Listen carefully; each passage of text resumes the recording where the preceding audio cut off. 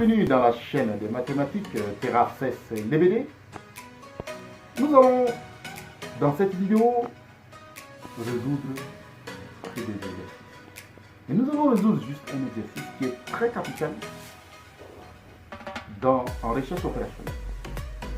Dans cet exercice, nous allons appliquer le théorème de la borne supérieure. Le théorème de la borne supérieure qui dit toute partie non vide et majorée de R admet une borne supérieure. Et toute partie non vide et minorée de R admet une borne inférieure. Nous allons utiliser ce résultat pour traiter cet exercice. Et cet exercice est beaucoup utilisé en recherche opérationnelle parce que en recherche opérationnelle, on cherche à optimiser. Optimiser revient à chercher le maximum ou le minimum. Dans cet exercice, si on a des difficultés pour minimiser, on peut passer par la maximisation. Et ce lien, cette relation que nous allons démontrer, permet de passer de minimisation à la maximisation. Donc, nous allons montrer qu'il y a une relation entre le sup et le inf. Le sup d'un ensemble A, c'est l'opposé de inf de moins A. Donc, le sup de A est un ensemble quelconque, un ensemble, une partie non vide majorée, voilà, bornée d'une manière générale, c'est égal à moins inf de moins A. Donc, cet exercice est très important. Donc, suivez la vidéo jusqu'à la fin. Si vous êtes nouveau dans cette chaîne, abonnez-vous.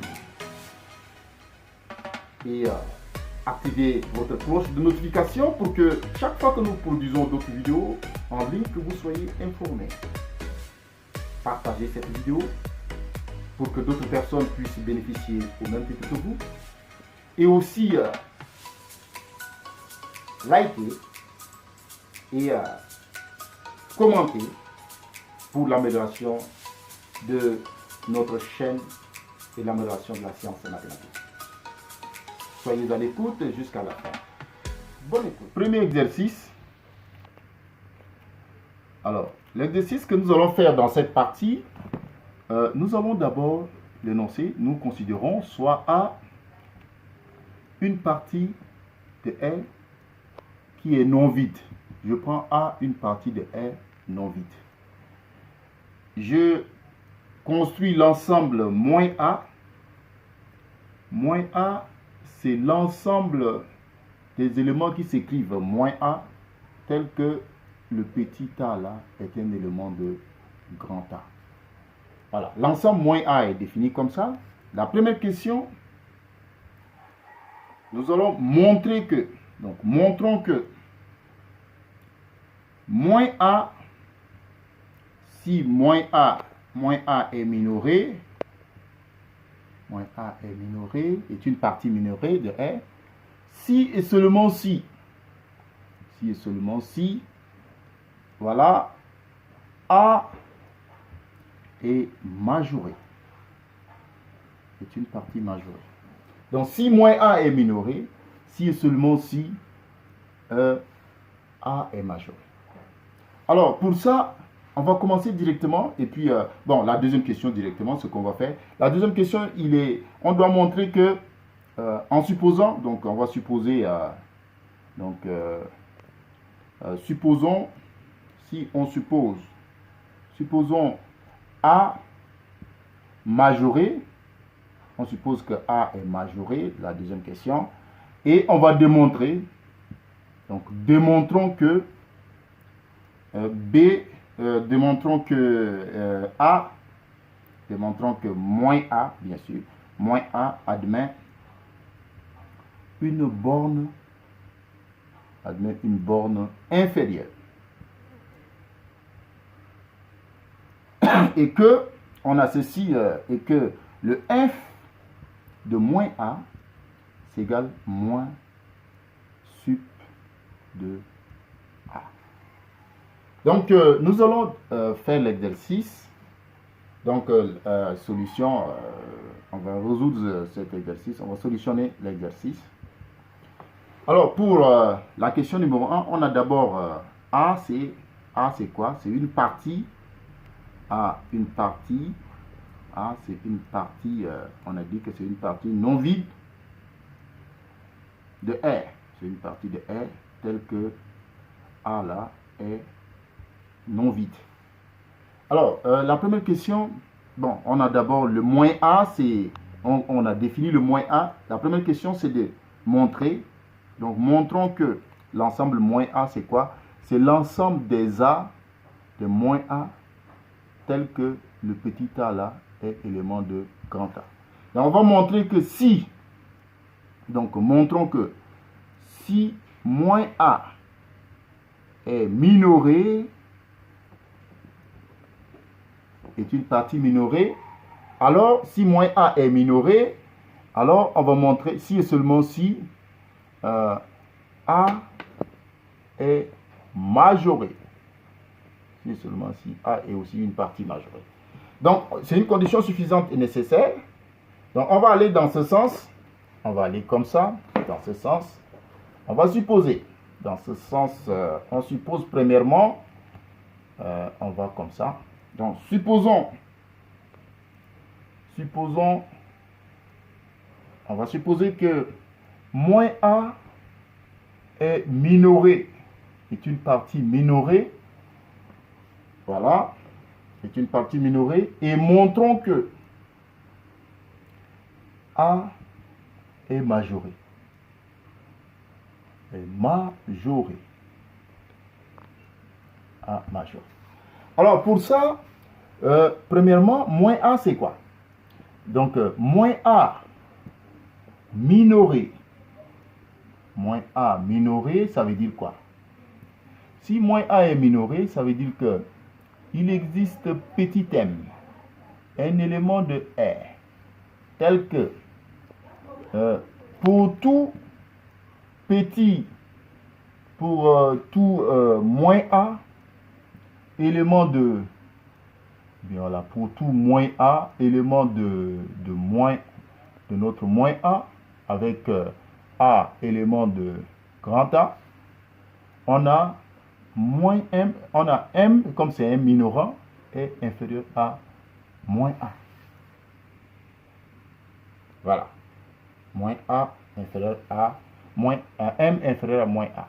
Et là, on peut écrire encore quoi? On peut écrire tout simplement en emmenant m, mon petit m là, et l'autre, le moins A, on l'amène ici. Donc, A sera inférieur à moins m. Et le fait d'écrire comme ça, et on sait que le petit a là est un élément de grand A. Donc ça veut dire que quels que soient les éléments qui sont là, l'ensemble, ça veut dire que l'ensemble A, ou bien moins M, ça veut dire que moins M est un majorant. Est un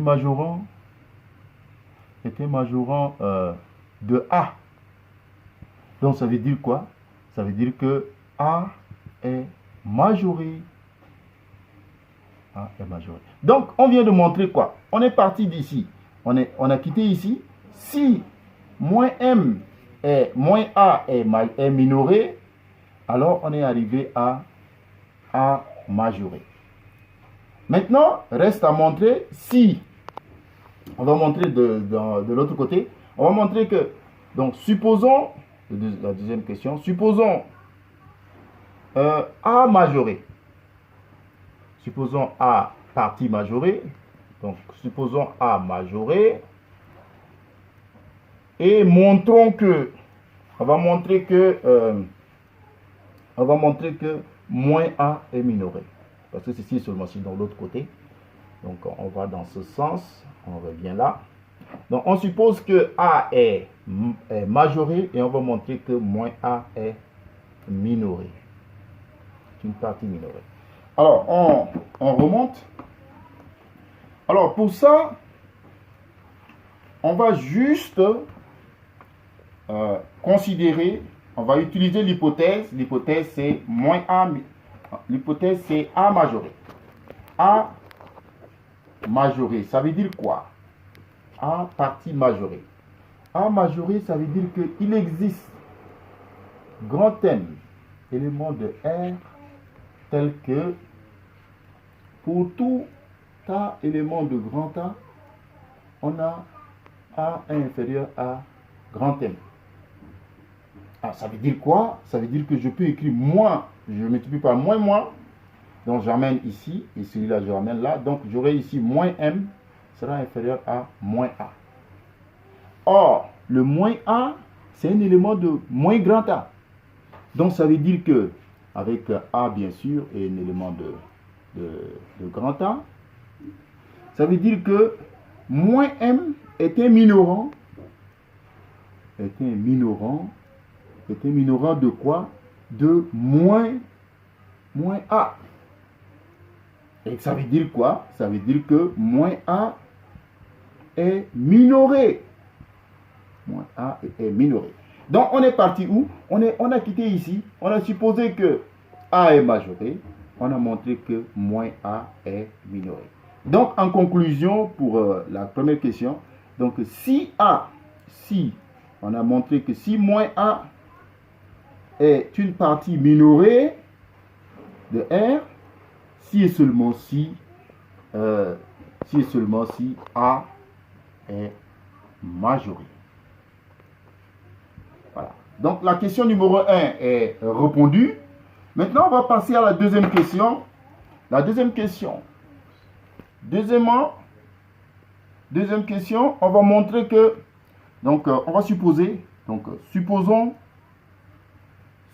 la deuxième question, on va supposer que A est majoré.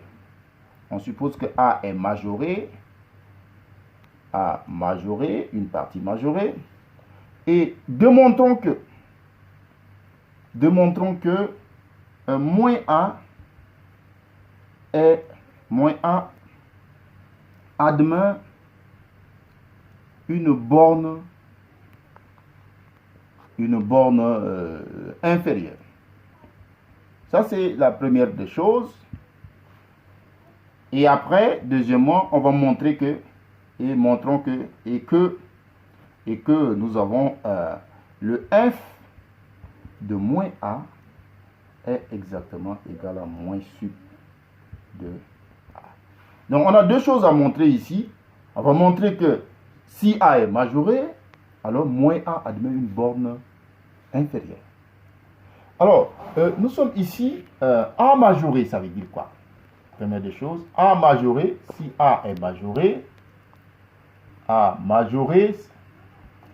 d'après la question numéro 1, moins A est minoré. Si A est majoré, moins A est minoré.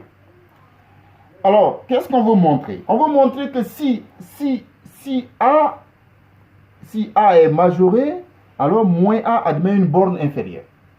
Alors, pour ça, nous avons ici A majoré.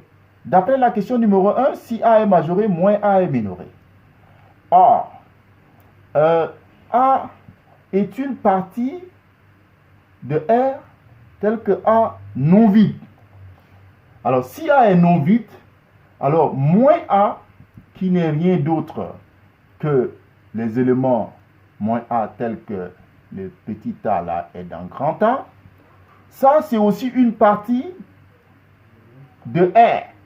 Et le moins A aussi est non vide, car A est non vide. Donc on a quoi? Donc on a ceci, A moins A est une partie non vide de R qui est minorée, une partie non vide de R est minorée. D'après le théorème de la borne supérieure, toute partie non vide et non vide de R est minorée admet une borne inférieure. Donc d'après le théorème de la borne supérieure, de la borne supérieure, voilà, et inférieure, alors moins A partie de R non vide et minorée, ça veut dire que moins A admet le f, voilà, f de moins A existe. Donc sa borne inférieure existe. Maintenant, la deuxième question, on va montrer que, voilà, on va montrer que, montrons que la borne inférieure existe maintenant. On va montrer que le f de moins A est égal à moins sup de A. Alors, on remonte ici. Alors, nous avons déjà, on veut montrer que f de moins A est égal à moins sup de A. Mais déjà, on a A est une partie, dans l'hypothèse, on a supposé que A est majoré. A est une partie non vide de R. D'après le et A est majoré, A non vide est majoré. D'après le théorème de la borne supérieure, toute partie non vide et majorée admet une borne supérieure. Donc ça veut dire que sup de A existe. Alors, le sup de A, c'est quoi? Par définition, le sup de A, c'est un majorant et c'est le plus petit des majorants. Ça veut dire que c'est un majorant, ça veut dire que pour tout A élément de grand A, on a petit a est inférieur à sup de A. Ça, c'est une chose. Et c'est le plus petit des majorants. Ça veut dire que pour tout epsilon positif,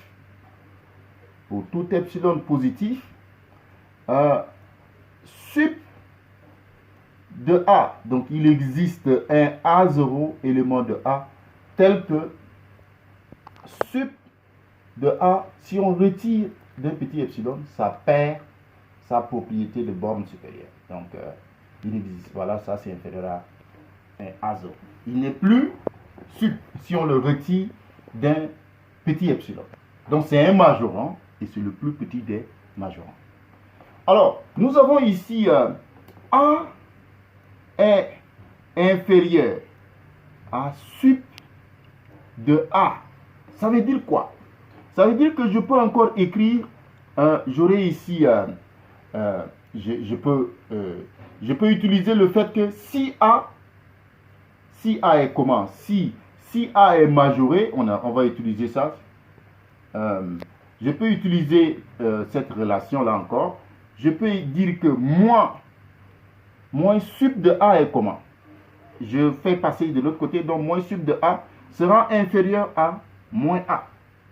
Et le moins A, c'est un élément de moins grand A. Parce que A, avec A, est un élément de A. Donc le moins A est un élément de grand A. Alors, le fait d'écrire ça, moins sup de A est inférieur à moins A, ça veut dire que moins sup de A est un minorant. Parce que c'est inférieur aux éléments de A, de moins A. Donc ça, c'est un minorant. C'est un minorant de moins A. C'est un minorant de moins A. Alors, si c'est un minorant de moins A, or, on a montré que si A est majoré, alors moins A, si A est majoré, on a montré que moins A, si A est majoré, on a montré que déjà on a montré précédemment que si A est majoré, on a montré déjà que si A est majoré, alors moins A admet une borne inférieure. Donc ça veut dire, on a dit que moins, ou bien le f de moins A existe. On a déjà montré ça. F de moins A existe. Et le f de A, c'est quoi? C'est un minorant et c'est le plus... C'est un minorant, mais c'est le plus grand des minorants de moins A. Donc c'est un minorant, c'est le plus grand des minorants. Or, on a ici moins sup de A est un minorant de moins A. Or, f f de A, c'est le plus grand des minorants. Donc, il sera plus grand que le sup il sera plus grand que l'autre minorant qui est sup de A. Donc, on vient de montrer ça. On note ça, étoile. On vient de montrer que le f de A est supérieur à moins sup.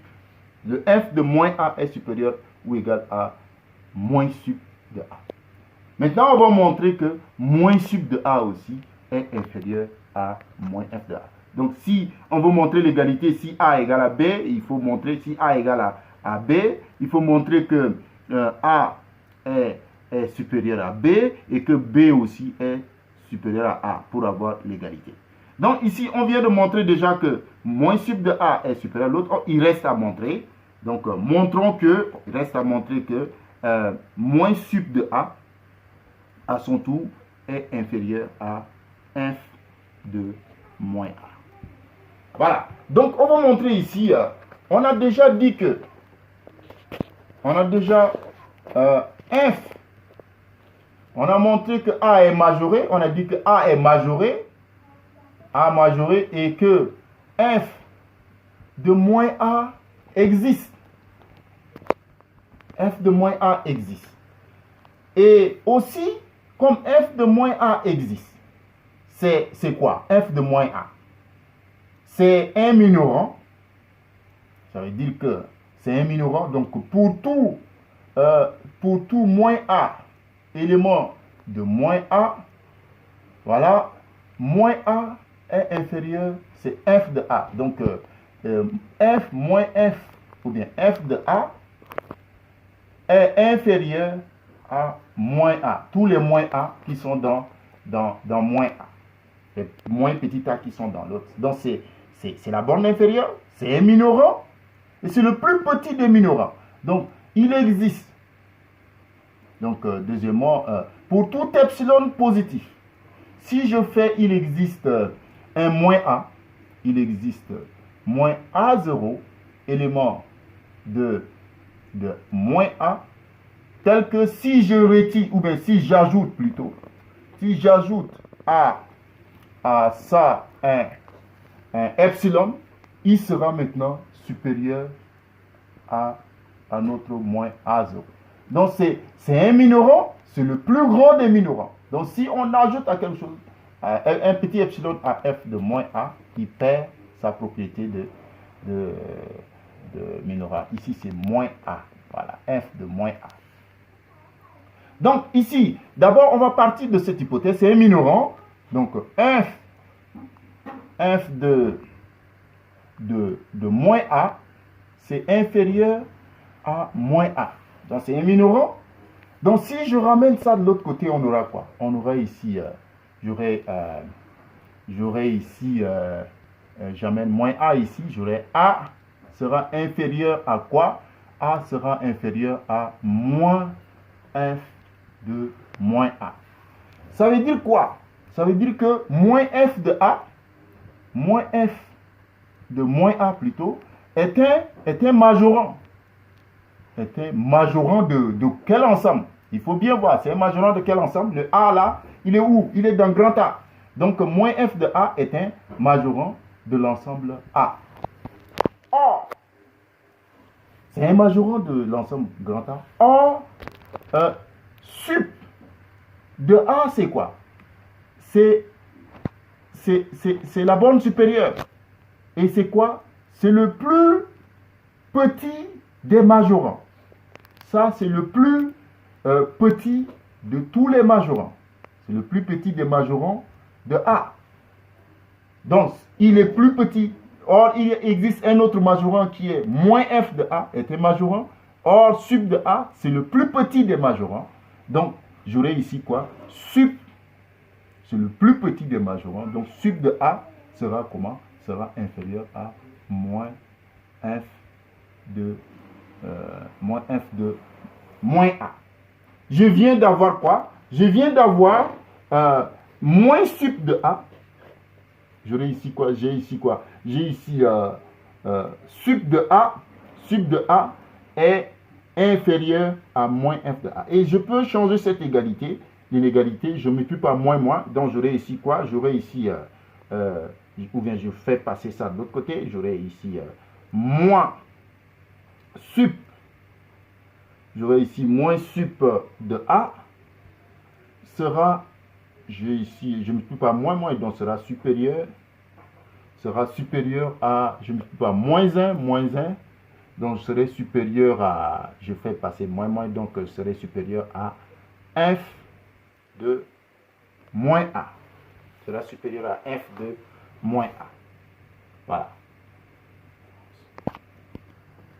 Donc, on vient de montrer que moins sup de a est supérieur à f de moins a. Ça, on appelle ça 2 étoiles. Le étoile, on a déjà ça. Donc, on a ici f de a. On a déjà f de a. Et comment? F de a, on a déjà montré dans étoile que f de moins a est supérieur à moins sup de a. On vient de montrer que moins sup de a est supérieur à f de a. Donc, étoile et 2 étoiles montrent que on a moins sup de a est exactement égal à f de moins a. Donc ici, on vient de montrer que on a ce résultat-là, ou bien sup de a est comment? Sup de a est égal à moins f de moins a. Voilà. Un résultat très très important en recherche opérationnelle. Donc, si on veut maximiser, on cherche à maximiser, on peut chercher à minimiser f de moins a et on prend. Voilà, donc on vient de montrer ça, ce résultat-là. Donc voilà, ainsi finit notre exercice qui est un exercice très très important. Nous allons suivre pour la suite, nous aurons le plaisir mathématique de suivre encore d'autres exercices. Donc soyez branchés pour suivre d'autres exercices. Merci. Donc ici, on vient de montrer un résultat très important. On a montré que sup de a est égal à moins f de moins a. Un résultat très très important en recherche opérationnelle. Donc si on a des problèmes pour maximiser, on peut rechercher tout simplement à minimiser. On minimise et on prend moins f de moins a. Donc maximiser a revient à minimiser moins a, et on prend, on affecte le si moins. Donc un résultat très très important en recherche opérationnelle. Et soyez branchés pour d'autres exercices qui suivront dans la prochaine vidéo. Je vous remercie.